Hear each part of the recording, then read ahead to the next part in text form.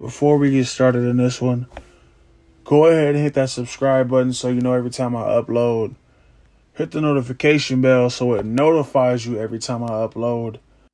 What's going on, guys? Kitbash here, coming at you with another video. This time, it is of a method that I am so trash at, it is unbelievable. I only pulled it off one time. That is cracking a torso. Well, I pulled it off more than once, but I've only pulled it off successfully, seamlessly one time. This doppelganger figure I did a while ago, sometime last year. There's a video on the channel. I'll put a card right now. But it was one of my more successful torso cracks because there was no room for error. Let me say that. Like, I couldn't mess up where I would have to buy another Amazing Spider-Man 2 figure, which wasn't going to happen. So even if I messed up, this would have just been fodder. Anyway, let me show you the method that I normally use, and it's really terrible because it ruins shit. This is a Lightning Collection White Ranger.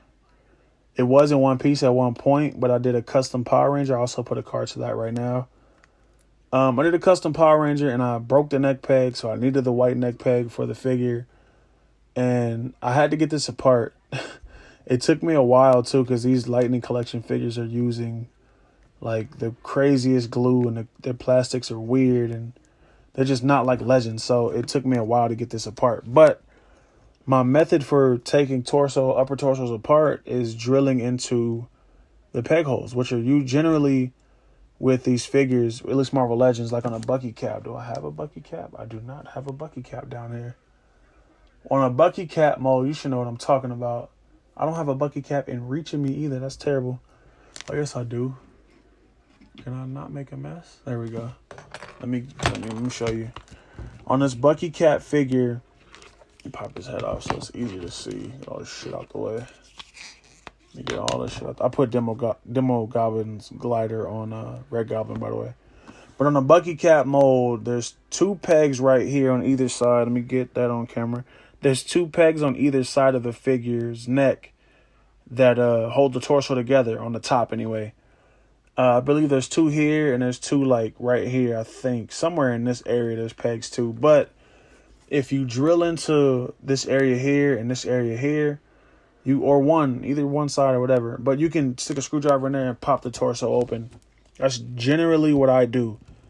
Usually when I torso swap, upper torso swap, or swap arms from the joint up or whatever, that's the method that I do, and it's terrible because it leaves a giant hole in the upper torso. This guy fell over.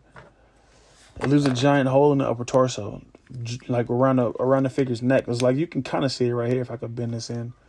You can see the hole in that plastic right there. Is it focused? Now it's focused. Damn, I feel like I'm filming all of these out of focus. But you can see a hole in the neck by the... Get my words together. It's kind of late.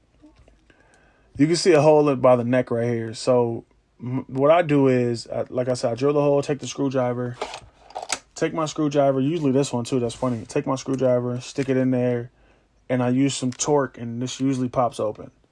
Some torsos have more glue than others, which is like the craziest thing ever. Some torsos, like, you can sneeze on it and it'll pop open.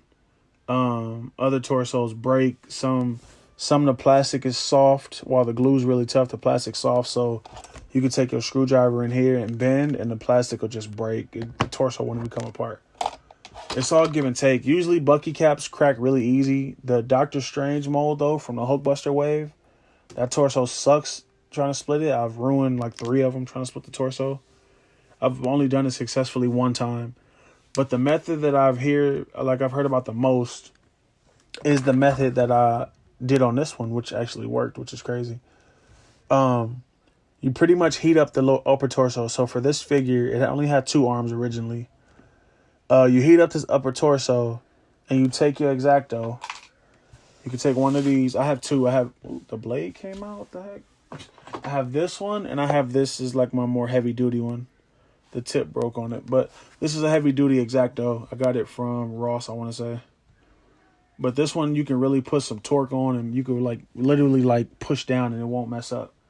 The blade won't slip out like this one likes to do. You just take it. If I can get his arms out the way. While it's hot, you get it really, really hot.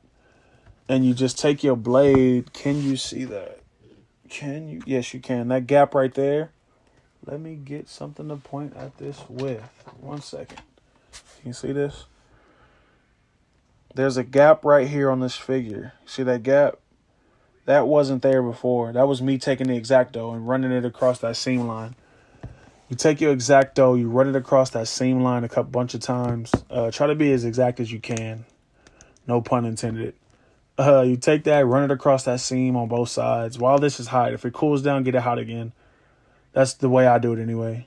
I just ran the X-Acto across that seam while the arms were out, and I kept doing it. One side popped open. I think it was this side. This side popped open first, and then this side was kind of like being like tough with me. It was being a dick. So I just kept doing it, kept reheating it, taking the X-Acto, run across the seam, and lo and behold, it popped open. I was actually really shocked because this is really thin. Like this plastic, it has a stress mark. No, it doesn't. Okay, so prove me wrong.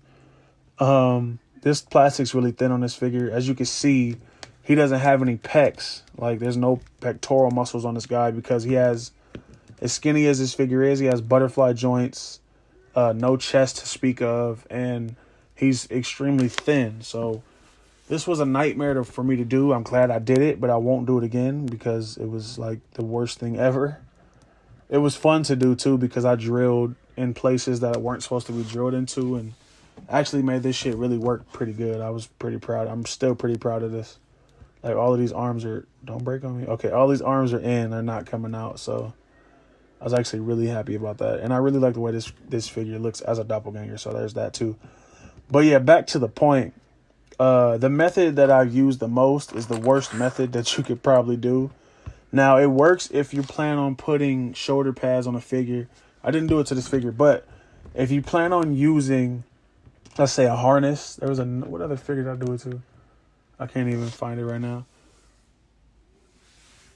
But if you plan on covering up the shoulders where you drill out in, then you could go about drilling holes in the upper torso however you want. If you plan on covering it up, like for example, like if I did my method, which is the drill and screwdriver on this one, and it worked like seamlessly, I would put this dragon shield back on and call it a day. Because you literally can only see in there from this angle. Like from the front, you can't see the shoulders. You can't see it from the back or anything. So that's the method that I do when I know I'm putting a harness on. But the method that I try to do now is the seam line one where you heat it up. And I've heard some people say you don't have to heat it up. You can just you work at it with an X-Acto. Some people use a box cutter because, like I said, it's more torque friendly. Like you can actually get in there and put some force behind it. Like X-Actos are more for precise cutting, but if you could get some force behind your cut and you accurate, you could just do the seam line trick, cut along that seam line, pop it open, and do what you got to do.